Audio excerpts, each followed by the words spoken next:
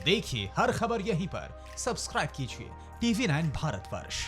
और अब एक ब्रेकिंग न्यूज आपकी नजर। कोरोना मरीजों पर अपनी ही मर्जी चला रही ममता बनर्जी अब मजदूरों के मुद्दे पर घिर रही हैं। मजदूरों की वापसी में पश्चिम बंगाल सरकार की आनाकानी को देखते हुए गृह मंत्री अमित शाह ने ममता बनर्जी को चिट्ठी लिखी है। प्रवासी मजदूरों को लेकर शाह ने सवाल उठाए हैं। पूछा है कि मजदूरों की वापसी पर पश्चिम बंगाल सरकार चुप क्यों है।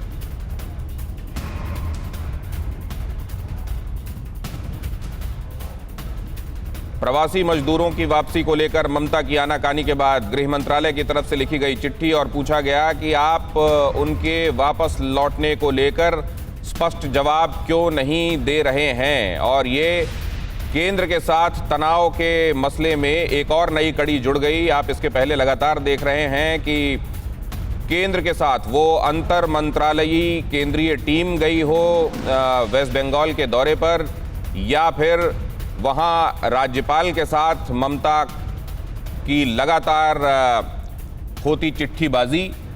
और इसके बाद अब आप देख रहे हैं गृह मंत्रालय ने एक और चिट्ठी लिखी है जिसमें स्पष्ट किया है कि आप मजदूरों को घर पहुंचाने को लेकर संजीदा नहीं हैं। मजदूरों को घर पहुंचाने के लिए केंद्र सरकार हर मुमकिन कोशिश कर रही है, लेकिन पश्चिम बंगाल सरकार का रवैया चौंकाने वाला है। यही वजह है कि गृहमंत्री अमित शाह ने अपनी चिट्ठी में ममता दीदी से 2 टूक सवाल पूछे हैं। देखते हैं कि पूरी चिट्ठी में और क्या कुछ कहा गया है। प्रवासी श्रमिक अपने घर जाने के लिए व्याकुल हैं और उनके जाने की व्यवस्था भी केंद्र सरकार की तरफ से की गई है। मुझे दुख है कि बंगाल सरकार से हमें इस मुद्दे पर अपेक्षित सहयोग नहीं मिल रहा है, ये लिखा है गृहमंत्री अमित शाह ने अपने खत में। उन्होंने लिखा है कि पश्चिम बंगाल के प्रवासी श्रमिकों को दूसरे राज्यों से लेकर बंगाल पहुंचने वाली श्रमिक गाड़ियों को राज्य सरकार अनुमति नहीं दे रही है अपने राज्य में पहुंचने के लिए, और ऐसा करना पश्चिम बंगाल के श्रमिकों के साथ अन्यायपूर्ण होगा। ये पश्चिम बंगाल के प्रवासी श्रमिकों को कठिन परिस्थिति में धकेल सकता है। प्रवासी मजदूरों को अपने यहाँ नहीं आने दे रही हैं ममता बनर्जी। अमोद हमारे साथ जुड़ रहे हैं, हमारे पॉलिटिकल एडिटर इस बारे में और ज्यादा जानकारी दे रहे हैं। अमोद, ऐसा क्यों कर रही है ममता दीदी?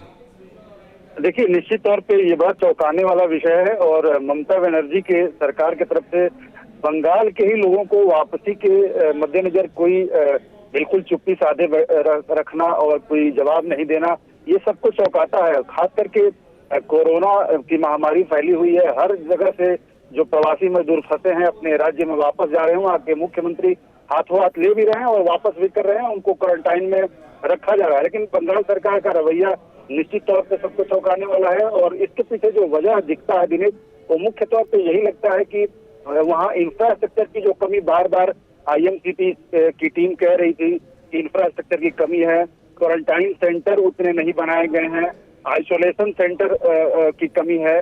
तो जो इंफ्रास्ट्रक्चर की कमी है, ममता बनर्जी की सरकार जो है कहीं न कहीं ये बात समझती है कि बाहर से जो श्रमिक आएंगे उनको 14 दिन मैंडेटरी अगर हमें रखना हो आइसोलेशन में, तो क्या करना होगा, तो उसके लिए इंफ्रास्ट्रक्चर है कि नहीं है। ये सब तमाम विषय हो सकते हैं, लेकिन इसका अर्थ ये नहीं है कि बंगाल की सरकार चुपचाप बैठ जाए।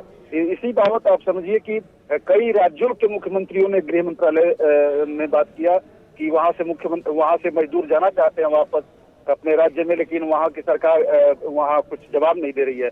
इसके बाद हार थक कर गृह मंत्री को खुद इसमें कदम रखना पड़ा और उन्होंने खुद ही चिट्ठी लिखा है आज बंगाल के मुख्यमंत्री को। नहीं तो इसके लिए नोडल ऑफिसर्स तैनात किए गए हैं जो ओरिजिनेटिंग स्टेट हैं जहां से ये लोग निकलेंगे, और जो डेस्टिनेशन स्टेट जैसे इस मामले में वेस्ट बंगाल है, यहाँ नोडल ऑफिसर्स के बीच में श्रमिकों को लेकर पहले बातचीत होती है और उसके बाद श्रमिक भेजे जाते हैं।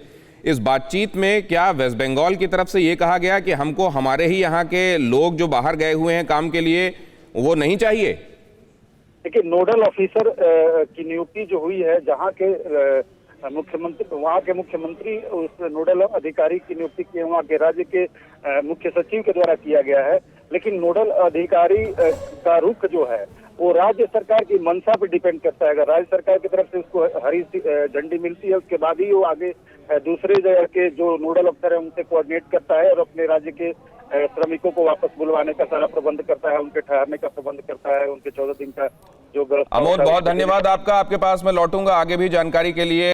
परवाह देश की, सोमवार से शुक्रवार रात 10 बजे TV9 भारतवर्ष पर।